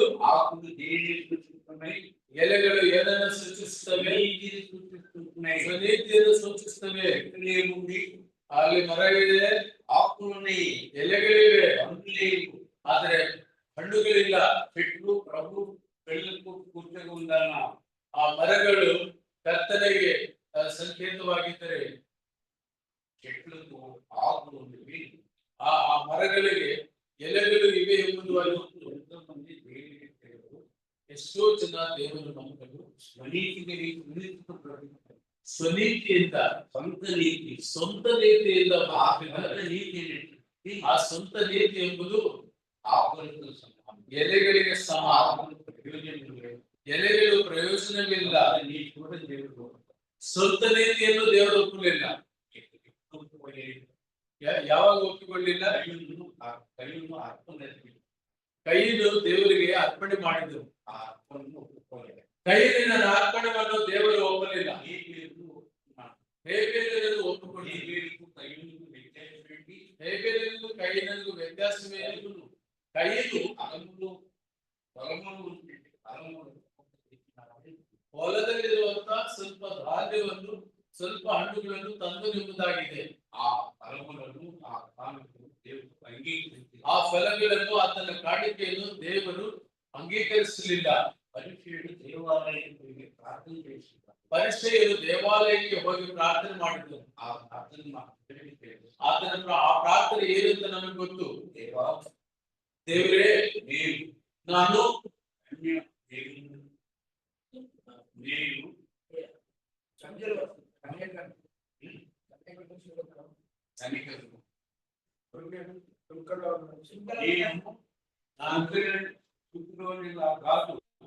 ನಾನು ಈ ಸುಖದವನಂತಲ್ಲ. ನಾನು ದಿನ ಪ್ರತಿ 2 ಸಾರಿ ಪ್ರಾರ್ಥನೆ ಮಾಡ್ತಿದ್ದೇನೆ. ನಾನು ದಶಮ ಭಾಗವನ್ನು ತಪ್ಪದೇ ಕೊಡ್ತಿದ್ದೇನೆ. ಆತನಲ್ಲಿ ಏನಿದೆ? ಆತನಲ್ಲಿ ಸ್ವಂತ ನೀತಿ, ಸ್ವಂತ ಬುದ್ಧಿ ಇದೆ. ಆ ಬುದ್ಧಿಯನ್ನು ದೇವರು ಮೆಚ್ಚಲಿಲ್ಲ. ಯಾರಾದರೆ ಪಾಪಗಳನ್ನು ಅರಿಕೆ ಮಾಡಿಕೊಂಡು ತನ್ನನ್ನು ತಾನು ತಗ್ಗಿಸಿಕೊಳ್ತಾನೆ, ಆತನನ್ನು ದೇವರು ದೃಷ್ಟಿಸುತ್ತಾನೆ. ಸ್ವನೀತಿ ಕ್ರಿಯೆಗಳನ್ನು ಮಾಡುವವರನ್ನು ದೇವರು ಒಪ್ಪಲಿಲ್ಲ. ಪೌಲರು ಏನೇನು ಹೇಳ್ತಾರೆ? ಮೇಲಕ್ಕೆ ಕಾಣಿಸಿಕೊಳ್ಳುವ ಶಕ್ತಿ ಭಕ್ತಿ ಇದೆ, ಆದರೆ ಅದರ ಶಕ್ತಿಯನ್ನು ಆಶ್ರಯಿಸಲಿಲ್ಲ. ದಯಮಾಡಿ ಓದಿರಿ. ತಿಮೋತಿಗೆ ಬರೆದ 2ನೇ ಪತ್ರಿಕೆ 2ನೇ ತಿಮೋತಿ 3ನೇ ಅಧ್ಯಾಯ 5ನೇ ವಚನ.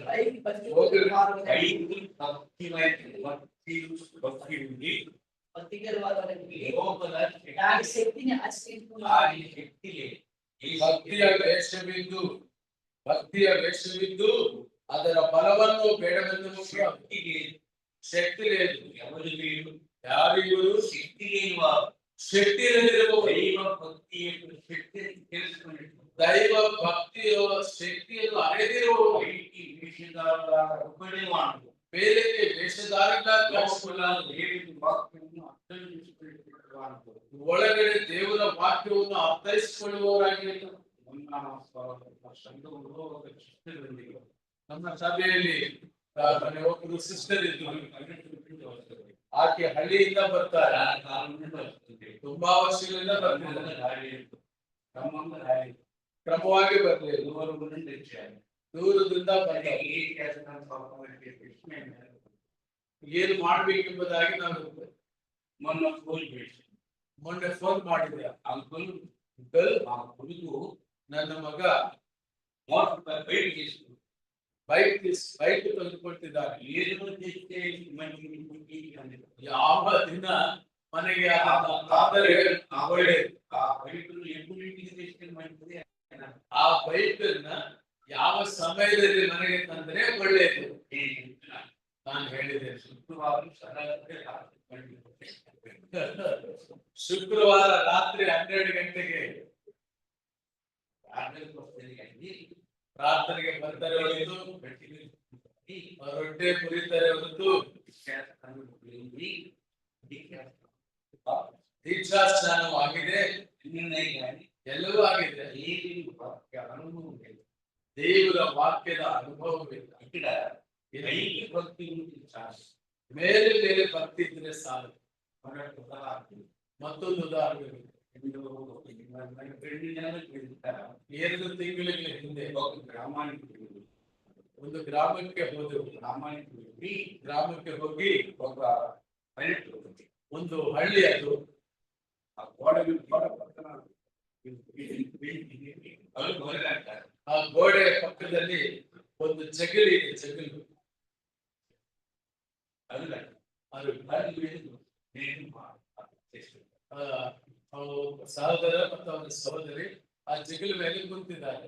ఆ ఎదురుగా ఉన్న ఇంటి సిస్టర్ ಆ ಮನೆ ಎದುರುಗಡೆ ಒಬ್ರು ಸಿಸ್ಟರ್ ಇದ್ದಾರೆ. ఆమె మమ్మల్ని ಆಕೆ ನಮ್ಮನ್ನೇ ನೋಡ್ತಿದ್ರು. నేను ఎందుకు సిస్టర్ సిస్టర్ అంటే తెలియదు. ಆమె ಯಾರಂದ್ರೆ ಆಕೆ ಯಾರು ಗೊತ್ತಿಲ್ಲ. ಬಟ್ ಯಾಕೆ ಆಕೆ ನಮ್ಮನ್ನು ನೋಡ್ತಿದ್ದಾರೆ ಅಂತ ನನಗೆ ಗೊತ್ತಿಲ್ಲ. ಹತ್ತಿರಕ್ಕೆ ಬಂದ್ವಿ. ನಾವು ಸೇವಕರನ್ನು ಗುರುತಿಸಿದ మా ఇంటికి రావాలి. ಅಯ್ಯ ನಮ್ಮ ಮನೆಗೆ ಬನ್ನಿ ಅಂತಂದ್ರೆ ಪರವಾಗಿಲ್ಲಮ್ಮ ನಾವಿಲ್ಲೇ ಕೂರ್ತೀವಿ. ಇಲ್ಲ ಬ್ರದರ್, ಖಂಡಿತ ನಮ್ಮ ಮನೆಗೆ ಬರ್ಬೇಕೇ. ಈ ಸ್ಟಾಕಿ ಕರೀತಾ ಇದ್ದಾರಲ್ಲ ಅಂತ ನಾವು ಅವ್ರ ಮನೆಗೆ ಹೋದೆವು. ಸ್ಪ್ರೈಟ್ ಜ್ಯೂಸ್ ಇಟ್ಟಿಂది. ಸ್ಪ್ರೈಟ್ ಜ್ಯೂಸ್ ಕೊಟ್ಟರು, ಟೀ ಕೊಟ್ಟರು. ಆಮೇಲೆ ಅన్నీ చెప్తుంది. ಆಕೆ ಎಲ್ಲ ಹೇಳ್ತಾರೆ. అయ్యా నేను ఫలాని భాషలో ఫలానా సందర్భంలో చెప్పారు. ಆಕೆ ಅನೇಕ ವಿಷಯ ಹೇಳ್ತಿದ್ರು. ನಾವು ಫಲಾನಾ ಪಾಸ್ಟರ್ ಹತ್ರ ಇರ್ತಿದ್ವಿ, ನಾವು ಫಲಾನಾ ಸಭೆಗೆ ಹೋಗ್ತಿದ್ವಿ ಅಂತ. ఆమె భక్తి అట్లా అన్నీ చెప్తూ ಆಕೆ ಭಕ್ತಿ ಅವೆಲ್ಲ ಹೇಳ್ತಿದ್ರು. ನಾವು ಅಂದ್ಕೊಂಡೆವು ಈ ಸಿಸ್ಟರ್ ಬಹಳ ಭಕ್ತಿ ಇರುವ ಸಿಸ್ಟರ್. చిన్న ఇల్లు బిల్డింగ్, ಚಿಕ್ಕ ಮನೆ ಕಟ್ಕೊಂಡಿದ್ದಾರೆ. ఆ బిల్డింగ్ లో ఒక రూమ్, ಆ ಬಿಲ್ಡಿಂಗ್ ಅಲ್ಲಿ ಒಂದು ರೂಮ್ ಇದೆ. అది ఏ రూమ్ ಅದು ಯಾವ ರೂಮ್ ಅಮ್ಮ ಅಂತ ಆಕೆ ಹೇಳಿದ್ರು. ದೇವರ ರೂಮು ಅಂತ. ದೇವರ ಕೋಣೆಯಲ್ಲಿ ಏನಿದೆ ಅಂತ ನಾನು ಹೋಗಿ ನೋಡಿದೆ. ಯೇಸು ಕ್ರಿಸ್ತರವರ ದೊಡ್ಡ ಫೋಟೋ ಇದೆ. ಕೆಳಗಡೆ ಬೈಬಲ್ ಇದೆ. బైబిల్ మీద ఫోటోలు పెట్టి ಬೈಬಲ್ ಮೇಲೆ ದೊಡ್ಡ ಫೋಟೋ ಇಟ್ಟಿದ್ದಾರೆ. ఆయన ఏదో దేవుని ఇల్లు. ಆಕೆ ಹೇಳ್ತಿದ್ದಾರೆ ಅದು ದೇವರ ಮನೆ ಅಂತ. ఎంతవరకు వాళ్ళకి అర్థమైన దేవుని వాక్యం, ಆಕೆಗೆ ದೇವರ ವಾಕ್ಯ ಎಲ್ಲಿವರೆಗೂ ಅರ್ಥ ಆಗಿದೆ. ఎంతమంది పాస్టర్ దగ్గరికి వెళ్ళి ఏమర్థమైంది, ಎಷ್ಟೋ ಜನ ಪಾಸ್ಟರ್ ಹತ್ರ ಹೋಗಿ పరిచయం చెప్పింది, 4-5 ಸಭೆಗಳ ಪರಿಚಯ ಹೇಳಿದ್ರು. పరిచయం చెప్పింది, ಸಭೆಗಳ ಪರಿಚಯ ಹೇಳಿದ್ರು. ಆ ಪಾಸ್ಟರ್ ಕುರಿತು ಹೇಳಿದ್ರು. ಏನನ್ನು ಕಲಿತಿದ್ಯಮ್ಮ? ಯೇಸು ಕ್ರಿಸ್ತ ಫೋಟೋ ಇಟ್ಟುಕೊಂಡು ಕೆಳಗಡೆ ಬೈಬಲ್ ಇಟ್ಟಿದ್ದಾರೆ. ಒಂದು ಸಾರಿ ತಲೆ ಕೆಳಗಡೆ ಇಟ್ಟು ತುಂಬಾ ಜನ ತಪ್ಪಿ ಹೋಗುವರಿದ್ದಾರೆ. ಹೊರಗಡೆ ಬೋರ್ಡ್ ನೋಡಿದೆವು, ಹೊಸ ಕಟ್ಟಡ ಅದು. ಆ ಗೋಡೆಯ ಮೇಲೆ ಬೋರ್ಡ್ ಬರೆಯಲ್ಪಟ್ಟಿದೆ, ತಿರುಪತಿ ತಿಮ್ಮಪ್ಪ ಪ್ರಸನ್ನ, ಚಳ್ಳಕೆರೆ ಸ್ವಾಮಿ ಪ್ರಸನ್ನ. ತುಂಬಾ ರೌಂಡ್ ಆಗಿ ಬರೆದಿದೆ. ಅದರ ಮಧ್ಯದಲ್ಲಿ ಯೇಸು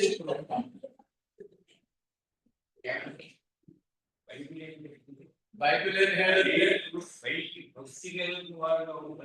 ಅನೇಕರು ಮೇಲಕ್ಕೆ ಭಕ್ತಿ ಇರುವುದು ಇರುತ್ತಾರೆ, ಒಳಗಡೆ ಶಕ್ತಿ ಇಲ್ಲ. ಈ ದಿನ ದೇವರ ಮಕ್ಕಳು ಕೂಡ ವಿಶ್ವಾಸಗಳು ಕ್ರೈಸ್ತರು ಎಂದು ಹೇಳಿಕೊಳ್ಳುವರು ಕೂಡ ನಿಜ ಭಕ್ತಿ ಒಳಗಡೆ ಇಲ್ಲ. ಏನೋ ಸಹೋದರಿಯ ಸಂಗತಿ ಹೇಳ್ತಾರೆ, ಆಕೆ ಬೇರೆ ಸ್ಥಳಕ್ಕೆ ಹೋಗುವವರು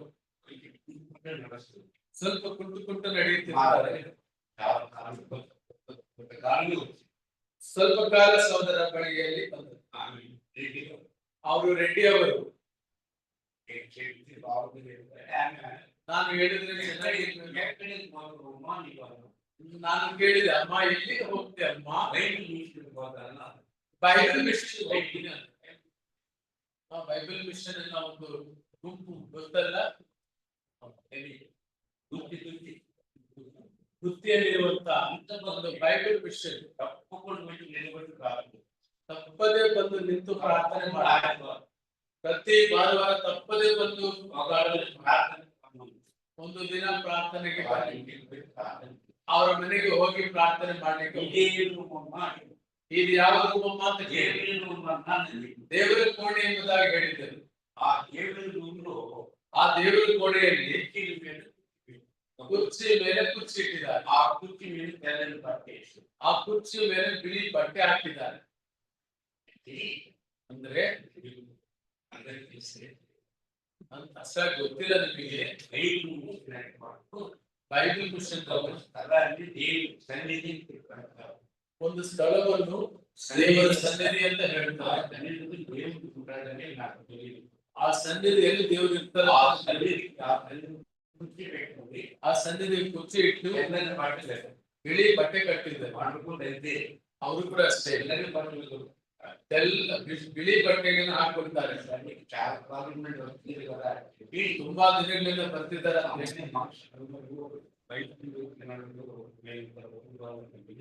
ಅಮ್ಮ, ನಮ್ಮ ಸಭೆಯಲ್ಲಿ ಹೊರಗಡೆಯಿಂದ ಬಂದಿರೋರಿಗೆ ರೊಟ್ಟಿ ದ್ರಾಕ್ಷಾರಸ ಕೊಡುವುದಿಲ್ಲ. ಅದರಿಂದ ಆದರೂ ತುಂಬಾ ದಿನಗಳಿಂದ ಬರ್ತಿರೋದ್ರಿಂದ ಇಲ್ಲಿ ಕೊಟ್ಟಿವಿ ಎಂಬುದಾಗಿ ನಾವು ಕೊಟ್ಟೆವು. ಸ್ವಲ್ಪ ಸಮಯ ಆದ ನಂತರ ಆಕೆ ಬರ್ಲಿಲ್ಲ. ಗಮನಿಸ್ರಿ, ಭಕ್ತಿ ಎಂತ ಭಕ್ತಿ. ಇವತ್ತು ಕ್ರೈಸ್ತ ಮಕ್ಕಳಿಗೂ ಕೂಡ ಅನೇಕ ರೀತಿಯ ಸಭೆಗಳಿವೆ, ನಾನಾ ರೀತಿಯ ಕ್ರೈಸ್ತರಿದ್ದಾರೆ. ಕ್ರೈಸ್ತರಲ್ಲ, ಸಭೆಗಳು ನಿಜವಾದ ಸಭೆಗಳೆಲ್ಲ ಮೇಲಿಗೆ ಭಕ್ತಿ ಇರುವಾಗಿದ್ದಾರೆ. ರಕ್ಷಣೆ ಅನುಭವ ಇಲ್ಲ. ಇಂಥ ಅನುಭವವಿಲ್ಲದ ಕ್ರೈಸ್ತರು ಕೆಲವರಿದ್ದಾರೆ.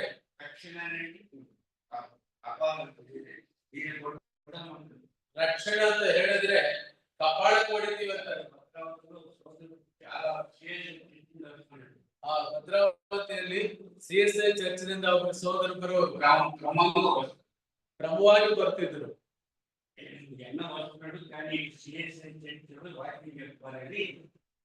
ಆತ ಕ್ರಮವಾಗಿ ಬರ್ತಿದ್ದಾರೆ. CSI ಸಭೆಗೆ ಹೋಗುವವರು ವಾಕ್ಯ ಹೇಳಬೇಕೆಂಬುದಾಗಿ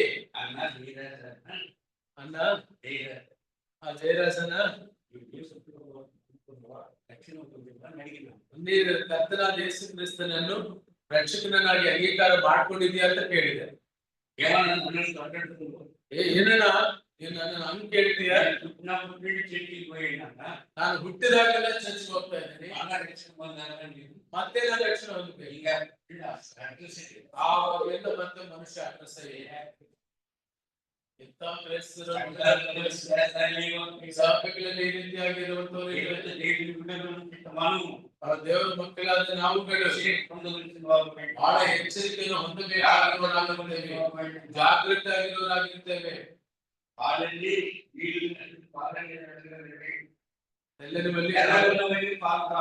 ಬಿಳಿಯಾಗಿರುವೆಲ್ಲವೂ ಹಾಲಲ್ಲ, ಕ್ರೈಸ್ತರೆಲ್ಲರೂ ಕ್ರೈಸ್ತರಲ್ಲ. ಮೋಸ ಹೋಗಬಾರದೆಂಬುದಾಗಿ ಯಾಕೋಬ ಪತ್ರಿಕೆಯಲ್ಲಿ ಕಾಣ್ತೇವೆ, ನೀವು ಮೋಸ ಹೋಗಬೇಡಿರಿ. ಮೇಲಿನ ಭಕ್ತಿ ಸಾಲ, ಅನುಭವ ಕರ್ತನನ್ನು ನಂಬಿಕೊಂಡಿರುವಂತಹ ಅನುಭವ, ಪರಿಶುದ್ಧಾತ್ಮ ದೇವರ ಒಂದು ವರವು ನಾವು ಹೊಂದಿರಬೇಕೆಂಬುದಾಗಿ ದೇವರ ವಾಕ್ಯದಲ್ಲಿ ನಾವು ಕಾಣ್ತೇವೆ. ಎಲೆಗಳಿವೆ ಹೊರತು ಎಲೆಗಳು ಎಂಬುದಾಗಿ ಹೇಳುವಾಗ ಸ್ವಂತ ನೀತಿಗೆ ಗುರುತು, ಕೈಯಿಂದ ನೀಡಿರುವ ಅರ್ಪಣೆಯು ಸ್ವನೀತಿಗೆ ಗುರುತಾರೆ. ಪರಿಸರ ಮಾಡಿರುವ ಪ್ರಾರ್ಥನೆಯು ಸ್ವನೀತಿಗೆ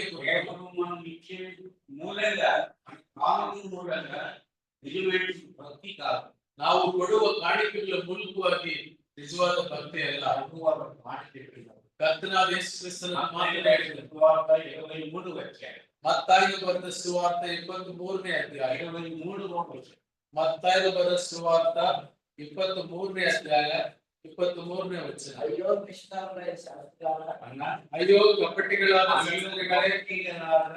ಶಾಸ್ತ್ರಿಗಳೇ ಫರಿಸಾಯರೇ, ನೀವು ಮರುಗ, ಸೋಪು, ಜೀರಿಗೆಗಳಲ್ಲಿ 10ರಲ್ಲಿ 1 ಪಾಲು ಕೊಡ್ತೀರಿ ಸರಿ. ಮರುಗ, ಜೀರಿಗೆ, తప్పకుండా బదులు భావిస్తారు. ఎవరు ఈ ಎಲ್ಲದರಲ್ಲಿ ಫರಿಸಾಯರು 10ನೇ ಭಾಗ వారిని ఏమన్నాడు? ಅವರನ್ನು ಕರ್ತನಾದ ಯೇಸು ಕ್ರಿಸ್ತನಿಗೆ ಕಪಟಿಗಳೇ,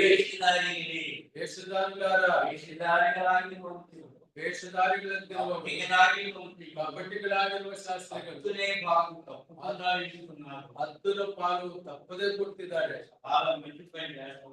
ಒಳ್ಳೆ ಕೆಲಸ ಮಾಡ್ತಿದ್ದಾರೆ. ಕರ್ತನಲ್ಲಿ ನಿಮ್ಮ ಕಾಣಿಕೆಗಳು ಮೆಚ್ಚಿಸಿಕೊಳ್ಳುವ ಎಂಬುದಾಗಿ ಹೇಳಿಲ್ಲ. ಆದರೆ ಧರ್ಮಶಾಸ್ತ್ರದಲ್ಲಿ ಗೌರವವಾದದ್ದನ್ನು, ಅಂದರೆ ధర్మశాస్త్రమును తెలుగు బైబిల్ ಪ್ರಧಾನ ವಿಷಯಗಳನ್ನು కానుకల గురించి చెప్పలేదు.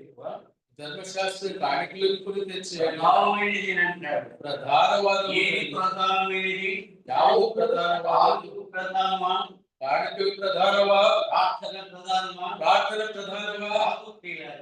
ಅಲ್ಲ ಪ್ರೇರೆ, ಕರ್ತರು ಹೇಳ್ತಿದ್ದಾನೆ, ಕನಿಕರವು, ವಿಶ್ವಾಸವು, ನ್ಯಾಯವು ಪ್ರಧಾನವಾದವು. ಎಷ್ಟು ಇವುಗಳನ್ನು ಮಾಡಬೇಕಾಗಿತ್ತು, ಅವುಗಳನ್ನು ಅನುಸರಿಸಿರಿ ಎಂಬುದಾಗಿದೆ. ಆದುದರಿಂದ దేవుడు ఇష్టపడుతుంటే ವೇಷಧಾರಣೆಯನ್ನು ದೇವರು ಇಷ್ಟಪಡುವುದಿಲ್ಲ. ಮೂರನೇದಾಗಿ ನಾವು ನೋಡುವುದಾದ್ರೆ ಆ చెట్టు నాకు పండు లేదు, చెట్టున పండు లేదు, ಆ ಮರದಲ್ಲಿ ಫಲಗಳಿಲ್ಲ. ಆ ಫಲಗಳೇ ಸಾಯಂಕಾಲ ಈ ಸಂಜೆ ವೇಳೆ ಆತ್ಮ ಫಲಗಳಿಗೆ ಹೋಲಿಸಿಕೊಳ್ಳುತ್ತೇವೆ. ಆತ್ಮ ಫಲಗಳಿಗೆ ನಾವು ಹೋಲಿಕೆ ಮಾಡ್ಕೊಳ್ತೀವಿ. ಆತ್ಮ ಫಲಗಳು ಮಾಡಬಹುದು. ಏನೇನು ಈ ಆತ್ಮ ಫಲಗಳು ನಮ್ಮಲ್ಲಿ ಇಲ್ಲದಿದ್ದರೆ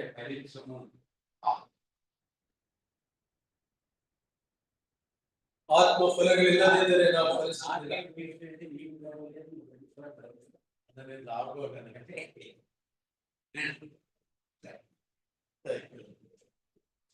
ಆತ್ಮ ಸಂಬಂಧ ಆತ್ಮ ಸಂಬಂಧವಾದ ಕೆಲಸ ನಾವು ಓದ್ಕೊಳ್ತೇವೆ. 5 ವರ್ಷ ಗಲಾತ್ಯದವರಿಗೆ ಬರೆದ ಪತ್ರಿಕೆ 5ನೇ ಅಧ್ಯಾಯ 22ನೇ ವಚನ. ಆದರೆ ದೇವರ ಆತ್ಮದಿಂದ ಉಂಟಾಗುವ ಫಲವೇನೆಂದರೆ ಪ್ರೀತಿ, ಸಂತೋಷ, ಸಮಾಧಾನ, ದೀರ್ಘ ಶಾಂತಿ, ದಯೆ, ಉಪಕಾರ, ನಂಬಿಕೆ, ಸಾಧುತ್ವ, ಕ್ಷಮೆ, ದಮೆ ಇಂಥವುಗಳೇ ಆತ್ಮಫಲವು. ದೇವರನ್ನು ಕುರಿತು ನಾವು ಫಲಗಳು ಹೊಂದಬೇಕು. ನಮ್ಮಲ್ಲಿ ದೇವರು ಆಶಿಸುವುದು ಫಲಗಳು. ಆ ಎಲೆಗಳನ್ನು ದೇವರು ಇಷ್ಟ ಆಗುವುದಿಲ್ಲ. ಎಲೆಗಳು ಆ ಕಡೆ ಈ ಕಡೆ ತಿರುಗಿ ಹೋಗುತ್ತದೆ. ಆತನಿಗೆ ಬೇಕಾಗಿರುವ ಫಲಗಳು ಆ ದೇವರ ಮಕ್ಕಳಾದ ನಮ್ಮಲ್ಲಿ ನಾವು ಫಲಿಸುವವರಾಗಿರ್ಬೇಕು. ಆ ಫಲಗಳೇ ಆತ್ಮಫಲಗಳು. ಆ ಫಲಗಳೇ ಪ್ರೀತಿ, ಸಮಾಧಾನ, ಸಾತ್ವಿಕತ್ವ, ಇಂಥವು ಕರ್ತನಿಗಾಗಿ ನಾವು ಫಲಿಸಬೇಕು. ಫಲಿಸದೇ ಇರುವ ಮರ ಯಾವ್ದಾದ್ರು ಇದೆಯಾ? ಅದು ಕಡಿದಲ್ಪಟ್ಟು ಬೆಂಕಿಯಲ್ಲಿ ಹಾಕಲ್ಪಟ್ಟು. ನಾವು ಕರ್ತನಿಗಾಗಿ ಫಲಗಳನ್ನು, ಆತ್ಮೀಯ ಫಲಗಳನ್ನು ಫಲಿಸ್ತಾ ಹೋದರೆ ನಾವು ಕೊನೆಗೆ ಹೋಗಿರುವ ಸ್ಥಿತಿಯಲ್ಲಿ ಅಲ್ಲಿ ಓದಿಕೊಂಡಿರುವ ವಾಕ್ಯದಲ್ಲಿ ಆ ಮರವು ಅದು ಒಣಗಿ ಹೋಗಿದೆ. ಎಂತಹ ಒಂದು ದುಃಖಕರವಾದ ಅಂಜೂರದ ಮರವು ಫಲಗಳಿಲ್ಲದಿರುವುದರಿಂದ ಕರ್ತನು ಹಸಿವು ತೀರಿಸದೇ ಇರೋದ್ರಿಂದ ಅದು ಒಣಗಿ ಹೋಗಿದೆ ಎಂಬುದನ್ನು ಕಾಣ್ತೇವೆ. ಒಣಗಿ ಹೋಗುದಂದ್ರೆ ಏನು? ಎರಡು ಮಾತುಗಳನ್ನು ಓದಿ ಮುಗಿಸಿದೆ. ಪುಸ್ತಕಗಳು 4 ಅಧ್ಯಾಯ ಯೆರೆಮೀಯನು ಬರೆದ ಪ್ರಲಾಪಗಳು, ವಿಲಾಪಗಳು 4 ಅಧ್ಯಾಯ, ಪ್ರಲಾಪಗಳು 4ನೇ ಅಧ್ಯಾಯ, ಪ್ರಲಾಪಗಳು 4ನೇ ಅಧ್ಯಾಯ 2ನೇ ವಚನ. ಅಯ್ಯೋ, ಅಮ್ಮ ಗಮನಿಸಿ ಕೊನೆಯ ವಾಕ್ಯ.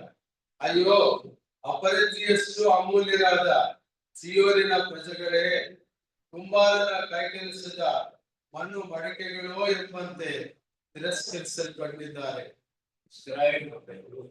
ಇಸ್ರಾಯೇಲ್ ಜನ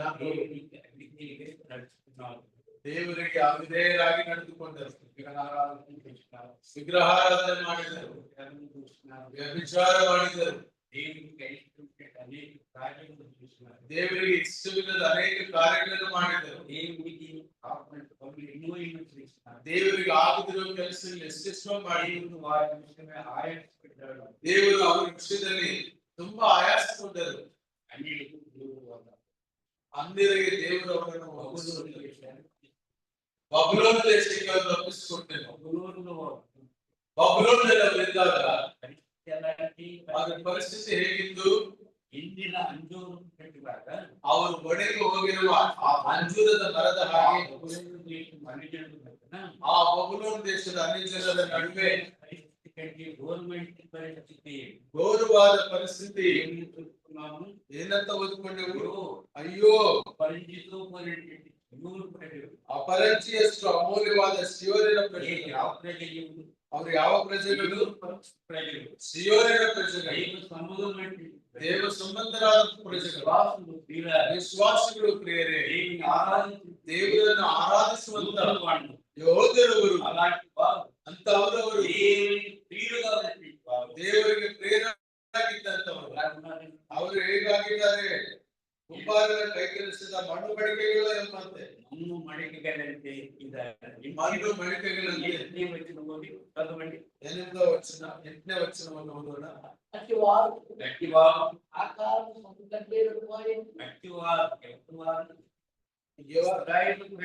ಅವರು ಯಾರು? ಇಸ್ರಾಯೇಲ್ ಜನರ ಮಧ್ಯ, ಅನ್ಯಜನರ ಮಧ್ಯ ಅವರು ಮಡಿಕೆಗಳು ಪಾದಿಯಲ್ಲಿ ಹಾಕಿದ್ದಾರೆ. సమానమైన వారిగా ఉన్నారు. ಅವರು ಇಜ್ರಾಯೇಲಂತಾಗಿದ್ದಾರೆ. ಒಬ್ಬರು ಕಂటే ನಲವಾರೈತಿದ್ದಾರೆ. ಅವರು ಕನ್ನಡ ಭಾಷೆಯಲ್ಲಿ ನೋಡುವಾಗ ಅವರ ಮುಖವು ಕಟ್ಟಿ ಕರಿದಾಗಿದೆ. ఎండిపోయింది. ಅಂಜೂರದ ಮರವು ಒಣಗಿದೆ. నరకబడుతుంది. ಫಲಗಳ ಫಲಿಸದೇ ಇರುವ దేవునికి ಫಲಗಳು అవిధేయులుగా జీవితులు, ದೇವರಿಗೆ ಅವಿಧೇಯರಾಗಿ ಬದುಕಿರುವ ಯುವಕರು, దేవుని బిడ్డలు, ದೇವರ ಮಕ್ಕಳು దేవుని శిక్షకు గురైనారు. ದೇವರ ಶಿಕ್ಷೆಗೆ ಗುರಿಯಾದರು. ఆయన ఆకలి కనుక అనుదరకలేదు. ಆತನು ಹಸಿಕೊಂಡಾಗ ಹಣ್ಣುಗಳು ಸಿಕ್ಕಲಿಲ್ಲ. దేవుడు మనము ఆత్మఫలము ఆశిస్తుంటున్నాడు. ದೇವರು ನಮ್ಮಲ್ಲಿ ಆತ್ಮ ಫಲಗಳನ್ನು ಆಶಿಸುವರಾಗಿದ್ದಾರೆ. మనం ఫలించువారమై ఉండాలి. ನಾವು ಫಲಿಸುವವರಾಗಿರಬೇಕು. లేకపోతే ಇಲ್ಲದಿದ್ದರೆ పట్టి పొలలతో సమానమైపోవడం, ಮಣ್ಣಿನ ಮಡಿಕೆಗಳಾಗುತ್ತೇವೆ. సమానమైపోవడం. ಅವು ಕಟ್ಟ ಕರಿಗಾದಂತ ಕರಿಗಳಾಗಿರುತ್ತೇವೆ. ಒಂದು ವಿಷಯ ಅಂಚೂರದ ಮರವು ಮಡಿಗೋಗಿದೆ ಅಂತ ಹೇಳಿದ వచ్చి శిక్షకు గుర్తుగా ఉంటుంది. ಇಸ್ರಾಯೇಲರಿಗೆ ಶಿಕ್ಷೆಗೆ ಗುರಿಯಾಗಿ ఇశ్రాయేలు అలాగే శిక్షకు గురి కాదు. ಇಸ್ರಾಯೇಲ್ ಹಾಗೆ ಶಿಕ್ಷೆಗೆ ಗುರಿಯಾಗಿ ఐగుప్తుల స్థలంలో ಬೈಬಲಲ್ಲಿ ಮತ್ತೊಂದು చిగురించిన ಮತ್ತೊಂದು ಕಡೆ ಅಂಚೂರದ ಮರವು ಚಿಗುರಿದೆ. ఇక్కడ ఎండిపోయింది. ಇಲ್ಲಿ ಒಣಗಿ ಹೋಗಿ శిక్షకు గురైనారు. ಶಿಕ್ಷೆಗೆ ಗುರಿಯಾದರು. దేవుడు శాశ్వతకాలం నేను నిన్ను ప్రేమిస్తున్నాను. ದೇವರು ಶಾಶ್ವತ ಕಾಲ ನಿಮ್ಮನ್ನು ಪ್ರೀತಿಸುತ್ತೇನೆ. దైవ సంకల్పం ఇశ్రాయేలీయులకు, ದೈವ ಸಂಕಲ್ಪವು ಇಸ್ರಾಯೇಲರು, ఇశ్రాయేలు నశించకూడదు. ದೇವರ ಸಂಕಲ್ಪದಲ್ಲಿರುವ ಇಸ್ರಾಯೇಲರು ನಶಿತವಾಗಬಾರದು. ಅದಕ್ಕಾಗಿ ಬೈಬಲಲ್ಲಿ చిగురించిన వరకు కావాలి. ಅಂಜೂರದ ಮರವು ತಿರುಗಿ ಚಿಗುರಿದೆ ಎಂಬುದಾಗಿ ఇశ్రాయేలు ಒಣಗಿ ಹೋಗಿರುವ ಇಸ್ರಾಯೇಲರು చిగురించినారు. ಚಿಗುರಿದ್ದಾರೆ. ನಮ್ಮೆಲ್ಲರಿಗೂ ఇశ్రాయేలు రాజ్యం ಇಸ್ರಾಯೇಲರ ರಾಜ್ಯವು ఇది మన ప్రపంచమంతట్లో కూడా ಇಡೀ ನಮ್ಮ ಪ್ರಪಂಚ ಎಲ್ಲದರಲ್ಲಿ ಕೂಡ దేవుని ప్రజలు ఇశ్రాయేలు ಈಗ ನಾವು ದೇವರ ಮಕ್ಕಳಾಗಿ ಗುರುತಿಸಲ್ಪಟ್ಟವರಾಗಿದ್ದಾರೆ. అనగా ಅಂದರೆ దేవుడు ప్రేమ కలిగి, ದೇವರು ಪ್ರೀತಿಯುಳ್ಳನು. నువ్వు నేను ఒకవేళ సరైన మార్గములు లేకపోతే, ನಾವು ನೀವು ಒಂದು ವೇಳೆ ಸರಿಯಾದ ಮಾರ್ಗದಲ್ಲಿದ್ದರೆ, ఆత్మఫలములు మనం సరిగ్గా ఫలించకపోతే, ಆತ್ಮ ಫಲಗಳು ಸರಿಯಾಗಿ ಫಲಿಸುತ್ತಿಲ್ಲ. దేవుని సన్నిధిలో మనం ఒప్పుకుందాం, ಕರ್ತನ ಸನ್ನಿಧಿಯಲ್ಲಿ ನಾವು ಒಪ್ಪಿಕೊಳ್ಳೋಣ, పశ్చాత్తాపడదాం. ನಾವು ಪಶ್ಚಾತ್ತಾಪ ಪಡೋಣ. నీకు నడుచుకోలేకపోయినాం, ನಾವು ದೇವರ ಸನ್ನಿಧಿಯಲ್ಲಿ నీకు ನಡೆದುಕೊಳ್ಳಿಕ್ಕಾಗಲಿಲ್ಲ, తీర్చలేకపోయినాం, ಹಸಿವು ತೀರಿಸಲಿಕ್ಕಾಗಲಿಲ್ಲ. క్షమించు. ನಮ್ಮನ್ನು ಕ್ಷಮಿಸು ಕರ್ತನೆ. ఆయన ప్రార్థన చేసుకున్నాం. ಆತನ ನಾವು ಪ್ರಾರ್ಥನೆ ಮಾಡಿಕೊಳ್ಳೋಣ. ఆయన కృప, ఆయన ప్రేమ, ಆತನ ಕೃಪೆ, ಆತನ ಪ್ರೀತಿ వాగ్దానం ನಮ್ಮ ಮೇಲೆ ಆತನು ನಮಗೆ ತೋರಿಸುವುದಾಗಿದ್ದಾನೆ. దేవుని పాపం, ದೇವರಿಗೆ ವಾಕ್ಯಗಳನ್ನು ಆಶೀರ್ವದಿಸಲಿ.